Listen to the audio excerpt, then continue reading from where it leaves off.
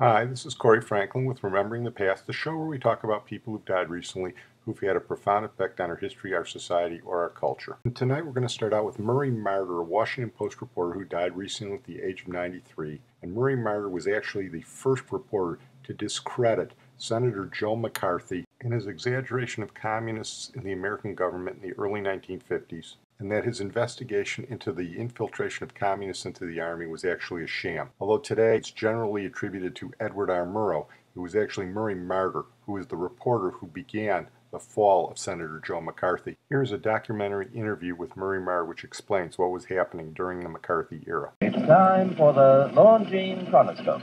Our distinguished guest for this evening is the Honorable Joseph R. McCarthy, United States Senator from Wisconsin. I will never avoid giving the facts to the American people, Mr. Huey. It's so easy, you see, to talk about communism generally, to talk about the sellout in China and Korea generally. But unless you call the roll of the traitors, unless you call the roll of those who have been responsible for the suicidal foreign policy, it's a waste of the speaker's time and the audience. And I don't intend to ever get up and, in general terms, talk about treason, talk about sellout. You see, foreign policy isn't like little topsy. It doesn't just grow. Treason isn't like little topsy. It doesn't just grow. It's created by men with faces and men with names. And I think those of us who have been elected by the American people to man the watchtowers, unless we have the intelligence to recognize the traitor, and unless we have the guts to name them, we should be taken down from those watchtowers and should not be representing the American people. And I don't intend to ever avoid giving the names of traitors, giving the names of communists when I discover them in important positions. So they had set up this an investigation supposedly at Fort Monmouth, so I got there and got a hold of the lawyers. There were 33 cases when Joe had been talking this up. You know, he looked like he's going to crack the world's greatest spy ring, and I did my investigation, went to see these people, and the charges were even flimsier than most. Reading the Daily Worker, or I knew somebody who had gone to school with somebody else who was thought to be a communist. It was really the dregs of the loyalty security. But he had built the thing up so highly that, you know, sort of waiting for somebody to come along and look at it, and nobody wanted to bother.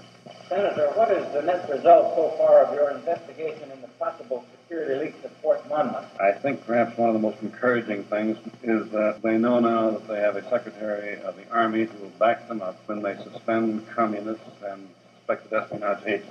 In the past, many of the commanding generals, especially at Fort Monmouth, found that when they would send a man because of communist activities, because they thought he was an espionage agent. Came back to the office and went to see Russ Wiggins, who was the managing editor, and said that the accusations were completely thin and there was no spy, no sign of any spy, anything. So I said, well, I must forewarn you of something. This is his big shot. I could never be absolutely sure how any of these things will go. And I said, you could put the Post in deep trouble if it turns out to have a hole in it. And he said, you know, don't worry about the Post. Let me worry about that. You go ahead and write the story. After the stories appeared, Bob Stevens, was Secretary of the Army then, called a press conference. And I was really loaded for bear because, you know, I knew what each one of these cases were, and as I went through them, I realized that this was left over for things that they could not be proved, that it had no case against, and loyalty security, and this was the debris that McCarthy was going to root through. Nobody else was going to cover it, and that's what was happening. You started asking questions that the Secretary couldn't answer, and the rest of the press deferred to you. I wish I had a copy of that transcript, because what happened was, I must say, it was a brutal job on my part, because I was so furious with Stevens.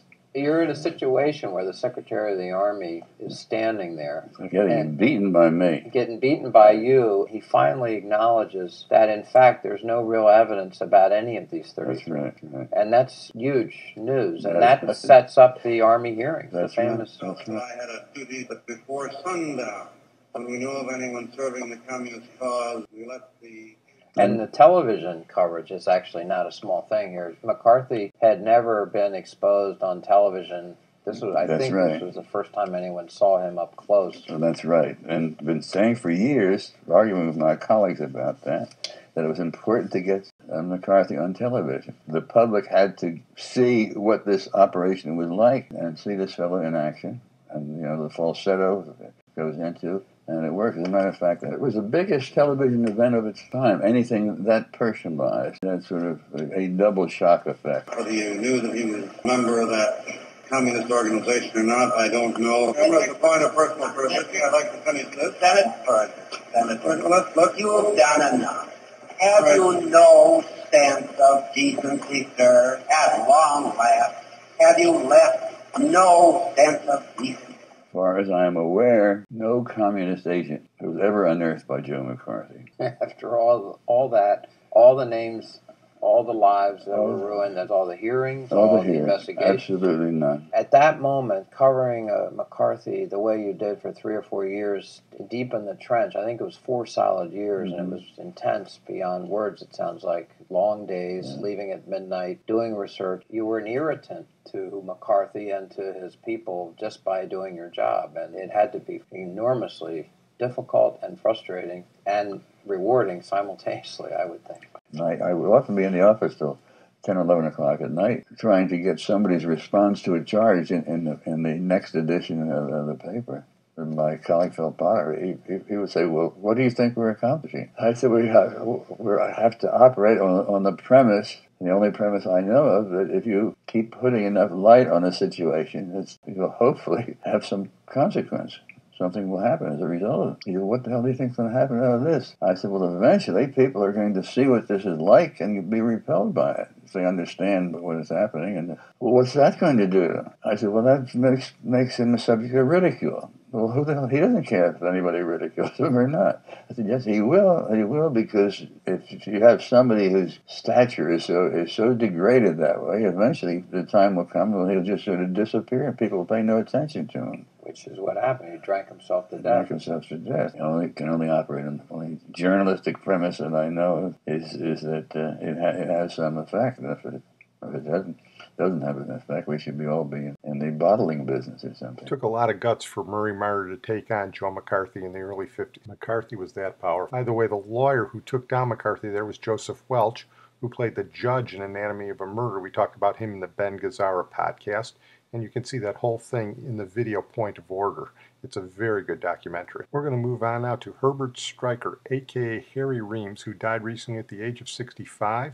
Harry Reems was a nice Jewish boy from New York City, and he wound up as a porn star in one of the most famous and highest-grossing porn films in history, the 1972 Deep Throat, with his co-star Linda Lovelace. Harry Reems was actually one of the last of his era. If you've seen the movie Boogie Nights, you know porn movies in theaters was decimated, first by the home video market and then by the internet, so there are no stars on the scale of Harry Reems anymore. But we're not going to talk about him as a porn star, we're going to talk about his greater importance, and that was an illegal censorship case. After Deep Throat, he was actually charged and convicted of conspiracy to distribute pornographic material, and it became a cause célèbre. I acted in the movie Deep Throat, 1972, for a day, was paid a minimal amount of money, $100. The movie grossed $9 million, didn't it? It grossed, I think it's above $25 million worldwide. 72, acted in the film. In July of 1974, I was arrested by the FBI at my home in New York City, handcuffed, extradited to Memphis, Tennessee, first time across those state lines ever, and eventually stood trial for having conspired to transport interstate obscene materials. At the time I did the film, I signed a contract which relinquished a standard day player's contract, which is universal in the motion picture industry, relinquishing me of all my artistic rights, marketing, sales, distribution rights, and I might add the interstate transport of a motion picture is the distribution of it. What the government was saying, and this was a federal prosecution, is that actors are to be held responsible for the distribution of a motion picture, whether they have any control over the distribution or not.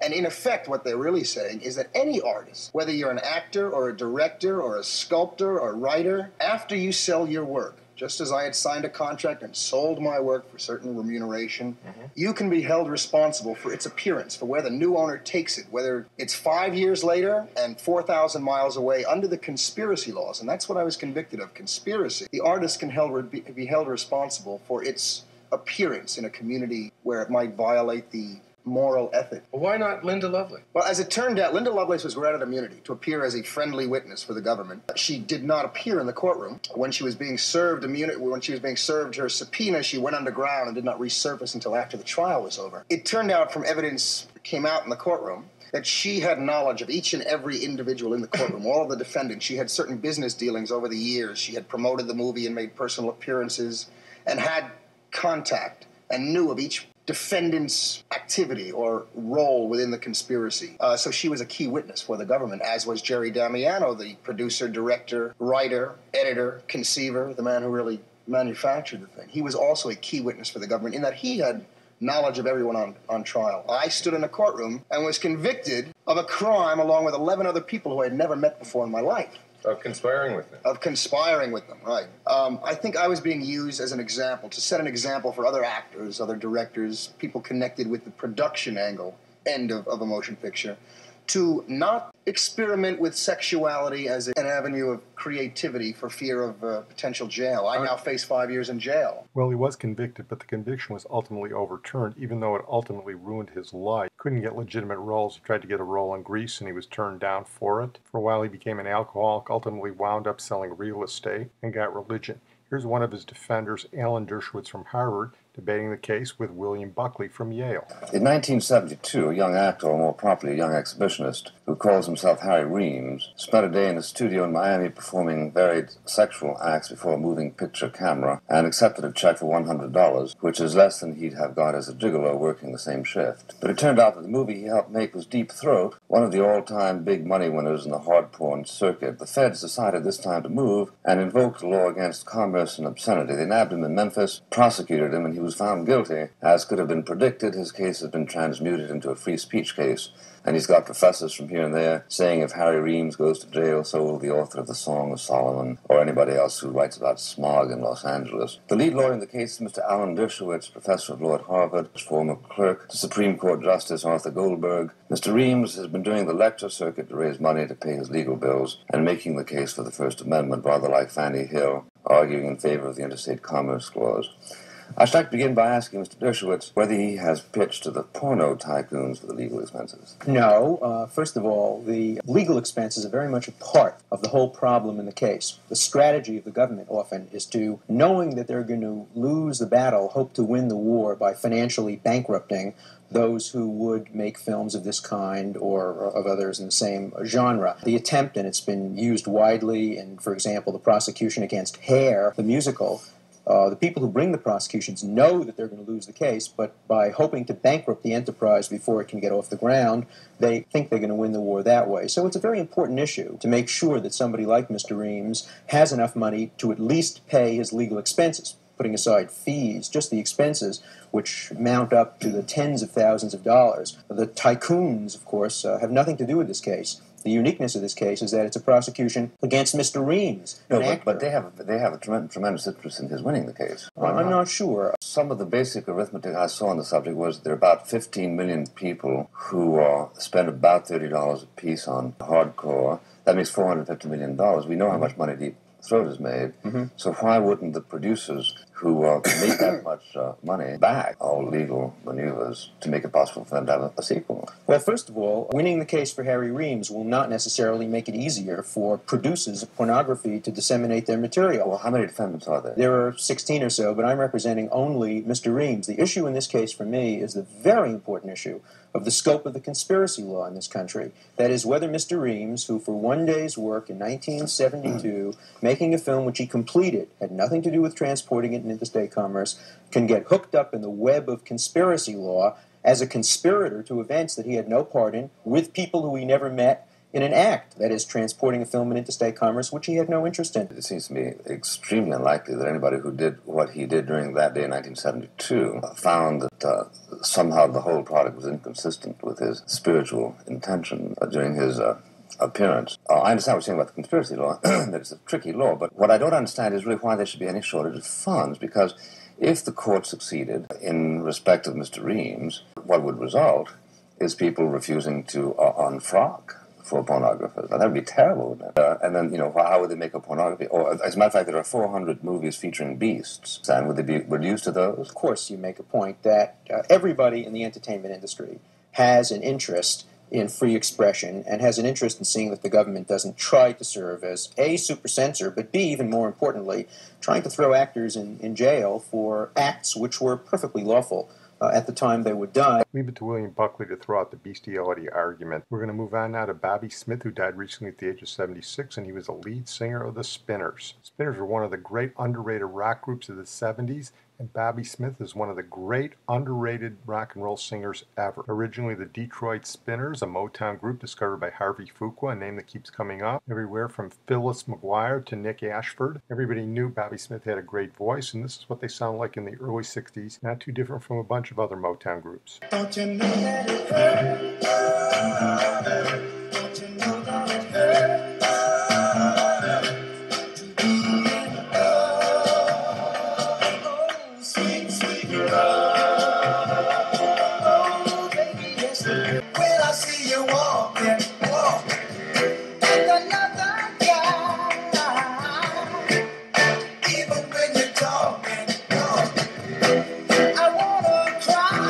Problem is they didn't have any hits for Berry Gordy, and then he made one of his worst moves ever. He let them go to Atlantic Records, and in the early 70s they became part of the Philadelphia sound, and they were absolutely phenomenal. Listen to some of these records, and Bobbie Smith is absolutely stupendous. Here's Could It Be I'm Falling in Love. I've begun to feel so strange. Every time I speak your name, that's right. You say that you are so helpless too. Say you feel the same way too. And I wonder what it is I feel for you. Could it be I'm falling in love, baby? Another early 70s classic, one-of-a-kind love affair. One-of-a-kind love affair, yeah. The kind of love that you read about in a fairy tale. Like the sun that shines on a rainy day. It's a cloud of love. One-of-a-kind love affair, yeah. When you're down is up, when you're up is down, the love stays around. And when you don't know right, but you got to make a little sacrifice. You make it for love. Here Bobbie Smith shows how versatile he is in Rubber Band Man. Hand me down my walking cane, hand me down my hat. Hurry now and don't be late, cause we ain't got time to chat. Rubber band man, you never heard a sound like a rubber band man. Go down the list control when a rubber band starts your jam. Ooh-wee. Boy, it's out of sight, and everything you do seems to come out right. Here's their biggest hit, their best song, and my favorite, I'll Be Around. This is our fucking road. Love has episode. There's nowhere to go. Oh no, I'll be there. I'll be around. Just call me your number. I'll be there. I'll be around. Here they cover the Four Seasons, Working My Way Back to You, Baby, and he gives Frankie Valli a run for his money, and if you do that, you know you're good. I'll be working my way back to you, babe, with a burning love inside. Yeah, I'm working my way back to you, babe, and the happiness that I'm headed away. So long, oh, please forgive me, girl, come on. Here's Bobbie Smith with Dionne Warwick in a classic. Ever since I met you, seems I can't forget you. The thought of you keeps running through the back of my mind. I never knew love before. Thinking you were to me, to love me, I gotta get you. You got to be brain dead not to love this stuff. Really, what was Berry Gordy thinking? All this time he's promoting that 70s Drek by Diana Ross. Well, I'm going to close on that note. I want to thank my producer Sid Tepps. I'm going to close with the torch singer Fran Warren, who died recently at the age of 87, and her signature song, A Sunday Kind of Love, introduced by none other than Uncle Milton. I would like to introduce the top singer we have today on records and in nightclubs. Pleasure to present to you Miss Fran Warren. I want a Sunday kind of love, love to love.